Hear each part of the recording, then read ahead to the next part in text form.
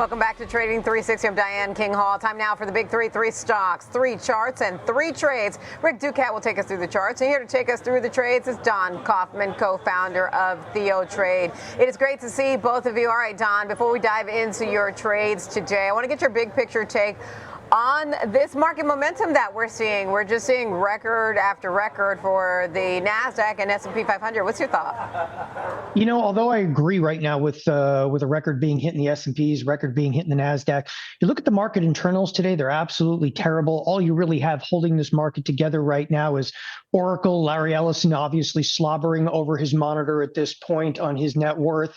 And what do you got? You got Broadcom, a little bit of NVIDIA. It's the AI trade. But overall, the market internals are really bad. If you look at the S&P 100, the advanced decline line, it's not just negative, it's decisively negative. There's 70 plus products that are actually down in the S&P 100. Ticks are actually down today. So again, as a trader, this is a marketplace right now that is well suited for a reversal on an intraday basis. Well, let's talk about the first name on your list today. I mean, this one has been a Debbie Downer for this year. For this one, not just this year, honestly, it's been some time now. Target, it's been under major pressure this year, significant underperformer. I know you've got a bearish take. This one definitely makes sense to me. Take us through your views on this one.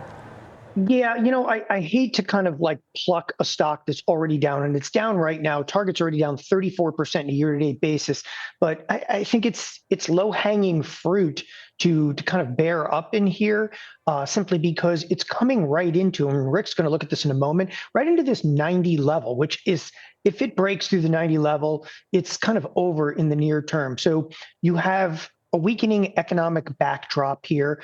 Retail is incredibly challenging. Their margins are getting challenged every single day. It's, you know, bear on top of bear. Maybe some of it's priced in, but again, this 90 level, it's got to hold it. I'm just going to go out and do an OX17 spread. And in this option spread, I'm just going to buy the 90 puts, sell the 85 puts, for $1.60 debit. So it's kind of like an at-the-money put spread predicated on the idea that we are actually going to break under the 90 level. This trade goes in the money very, very quickly and has upside, you know, capacity of about $3.40. Okay. All right, Rick, take us through what you notice about the chart. I mean, Don called it low-hanging fruit. Tell us the trends you notice.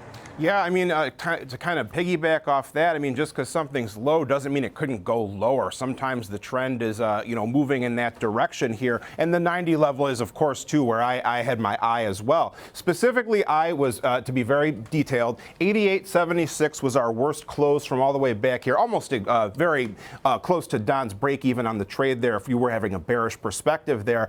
But really, it's been a difficult chart to make sense of for a bullish crowd here. 108, this high point that we had right here at our red line was tested a couple more times before ultimately failing and sending price lower. We have this downward sloping trend line here, our light blue line, a steepening pace for momentum here. The broader picture, though, has been one of pretty steady decline for the most part that had periods of even sharper punctuation there. So starting all the way back there, connecting those subsequent highs, that's about where we got stuck recently as well. Now earnings gave us another gap down to consider. It broke below the lower trend line here. We had another accompanying white trend line that begins with those low points. Now that has also been broken here. So as we approach this low point here, this significant boundary, we can see that for now, RSI has remained out of the oversold area. Push below that level concurrent with price breaking below that level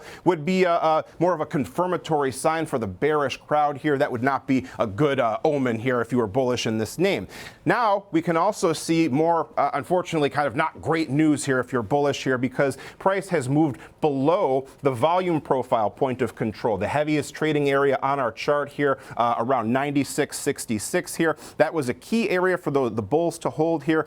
It's not completely lost until price actually does break down here. We could see as well the linear regression line, our line of best fit, that blue line there, that comes in just below 85. That would be an idea of fair value based on our closing prices here, our line of best fit. That could be a place to look for further support if things really do start to trail off here.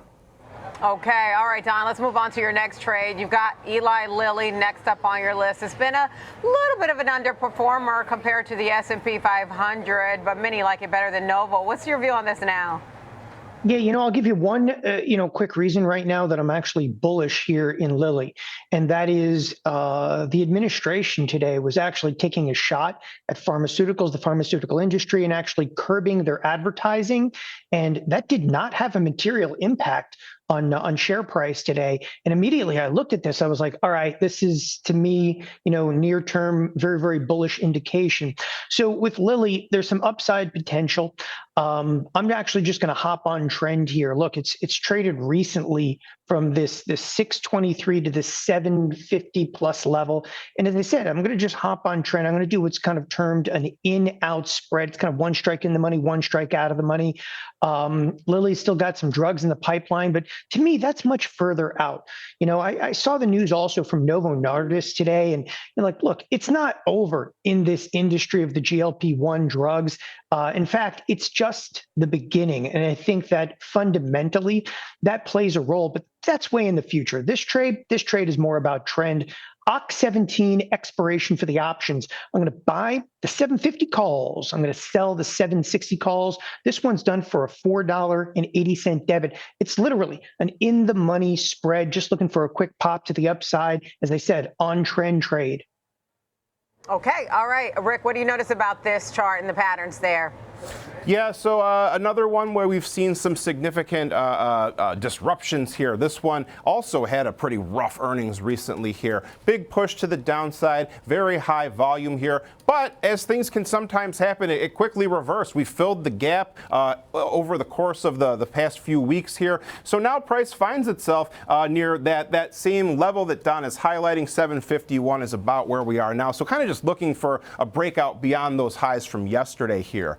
Overhead, 780, our red line here, represents our high points that we saw after that gap to the upside, pretty close to our purple 252-day EMA as well, so that could be an upside boundary to consider here. Overall, though, we had a few rug pulls in this name here.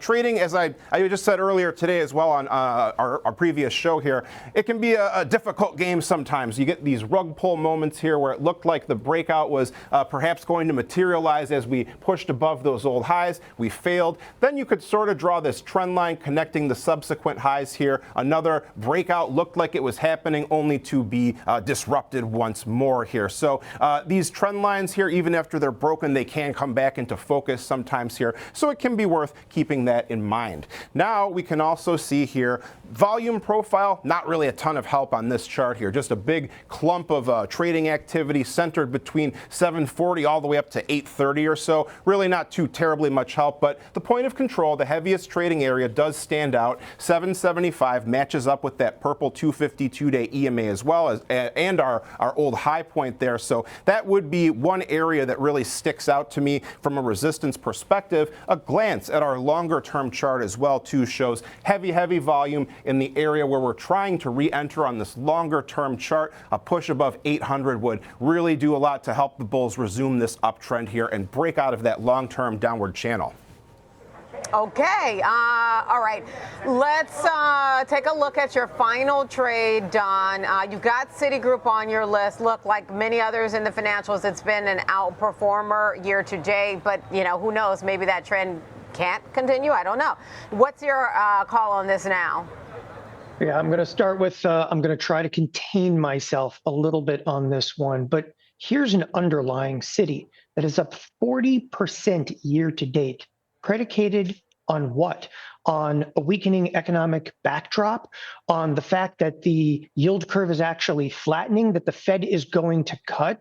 I mean, if you look at the fundamental picture out even 2 to 3 months, it's not a positive one, not only for Citi. I mean, I chose Citi because it's up 40% and its peers have not necessarily increased that much. But the entire financial sector, which has been incredibly strong, again, predicated on exactly what we may never know. But I think it's opportunistic right now to take out of the money bearish shots. And we're going to give ourselves the gift of duration here. So in Citi, I'm going to go out to the November 21st expiration. So you've got 72 days in the expiration cycle here.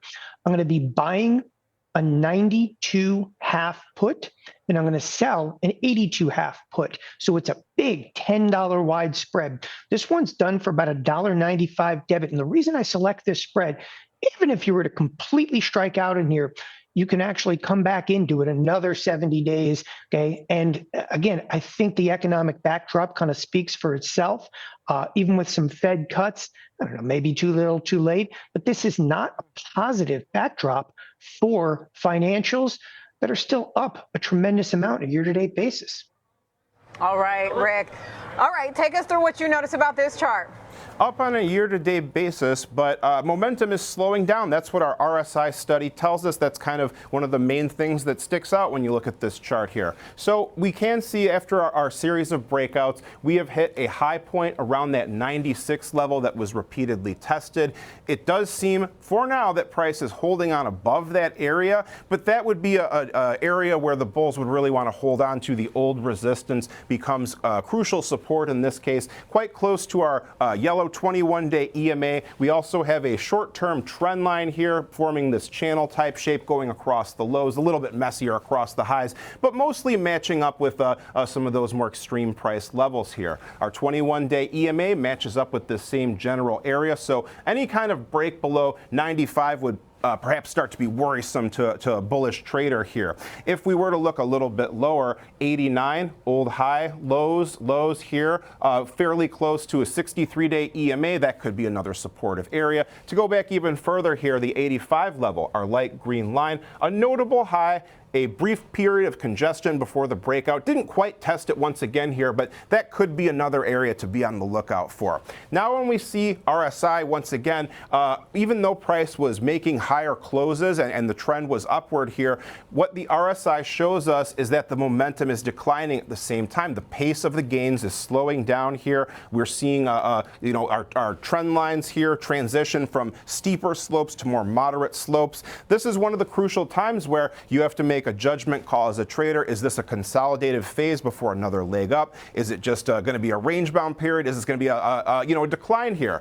We can see, though, 95 sticks out once again to us because it's a heavy trading area here. Look at the volume node. You can see 95 to 96 looks supportive. 101 to the upside, +1 standard deviation channel. Could be some potential resistance as well based on that study.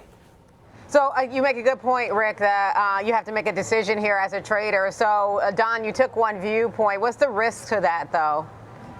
The risk is actually fairly nominal. So I'm intentionally taking that out of the money stab because it's only $2 of risk to be able to make the possibility of about 8, right? So that risk reward is extraordinarily favorable. Even if the thing goes awry for, a period of the next 2 months, you still have that duration in there too. Let's say the trade actually does completely fall apart. I lose $2. Come right back in and do it again, the preceding, if you will, 72 days for another $2 of risk, still providing myself ample upside opportunity after even taking 2 shots. But nevertheless, again, a sector like this is just, it's wild when it's difficult for any economist to make a true fundamental and strong reasoning behind something like this being up 40% a year-to-date basis. All right. Thank you, Don. That's Don Kaufman of Theo Trade and our very own Rick Ducat. Thank you, guys.